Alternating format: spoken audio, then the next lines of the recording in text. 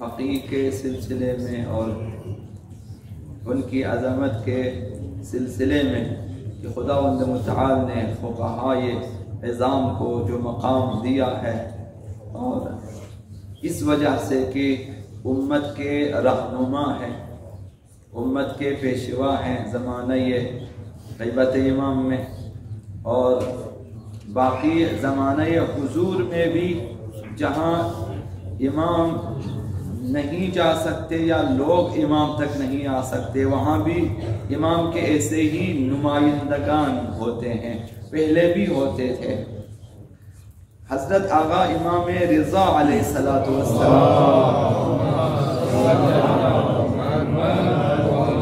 ارشاد فرماتے ہیں کہ فقیہ سے خداوند متعال قیامت کے دن فرمائے گا کہ آل محمد کی کفالت کرنے والے، ان کی سرپرستی کرنے والے، ضعیفوں اور کمزوروں کی ہدایت کرنے والے، تم آل محمد کے دوست ہو، تمہیں ان کی شفاعت کرنی چاہیے جنہوں نے تم سے دینی مسائل سیکھے ہیں۔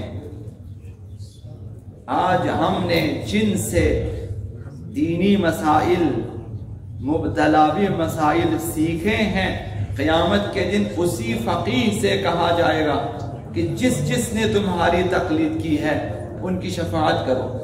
تو ایک فقیہ کا یہ مقام ہے کہ وہ اپنے مقلدین کی شفاعت کر سکتا ہے، اور فرمائے گا کہ جنہوں نے تم سے دینی مسائل سیکھے ان کی شفاعت کرو اور انہیں بہشت میں داخل کرو۔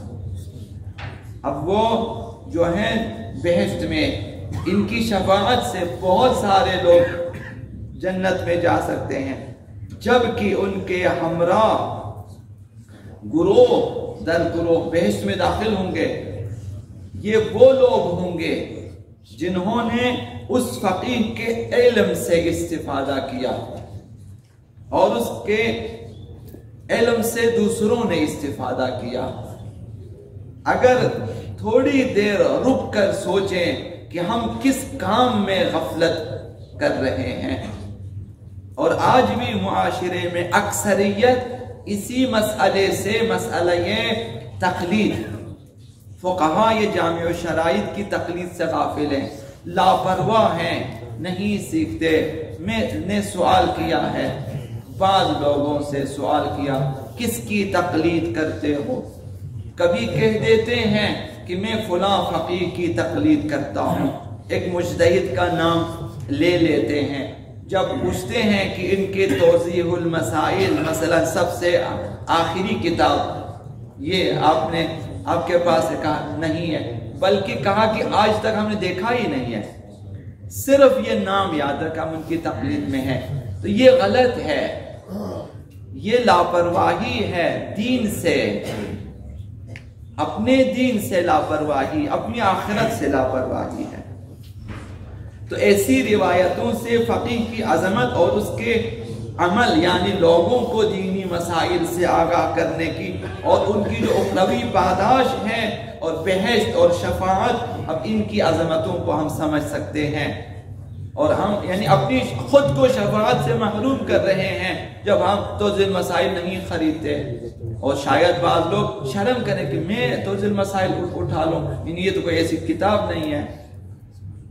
دیکھیں جس طرح حفظ قرآن ضروری، فقہاء قرآن روزانہ تلاوت فرماتے ہیں، مثلا حضرت آیت اللہ جوادی نے فرمایا کہ حتی اصول کافی جیسی کتابوں کو روزانہ پڑھنا چاہیے وظیفہ کر کے۔ اسی طرح مثلا طلاب کو فرمایا، انہوں نے فرمایا کہ قرآن کی کم از کم سورتوں کی فہرست کو حفظ کرنا چاہیے۔ انہوں نے فرمایا کہ جب آپ قرآن پڑھتے ہیں آپ کو پتہ ہونا چاہیے کون سی سورتیں کہاں پر ہیں۔ اسی طرح توضیح المسائل وہ چیز ہے کہ ہماری جا نماز میں ہونی چاہیے۔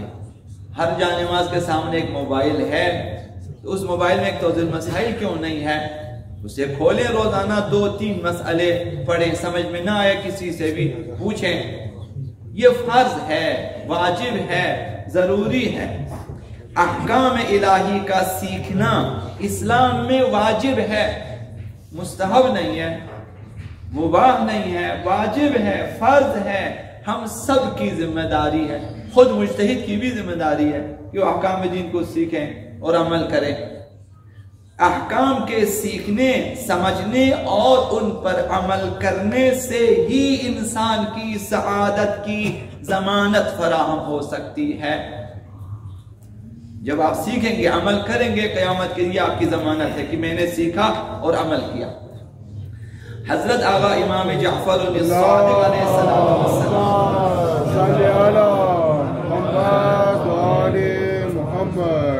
इन्होंने फरमाया कि हलाल और हराम के बारे में एक हदीस सीखना।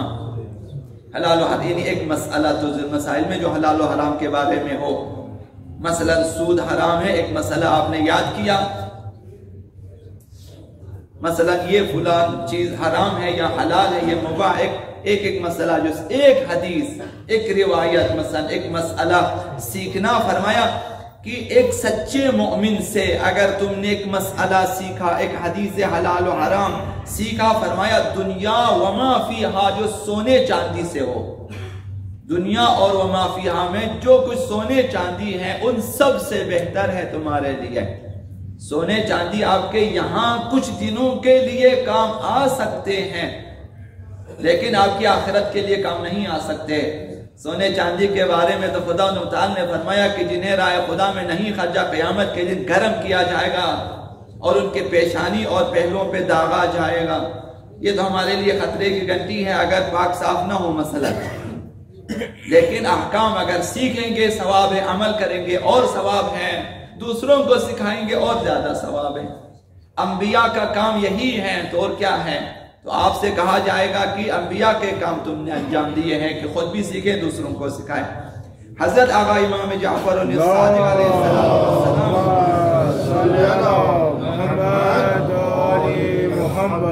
इन्होंने फरमाया कि अहकाम दीन सीखो, दीन सीखो, अराब न बनो। अराब यानी वो लोग जो देहातों में रहते थे, इल्म से और दीन से बेखबर थे, उनको कहते हैं अराब।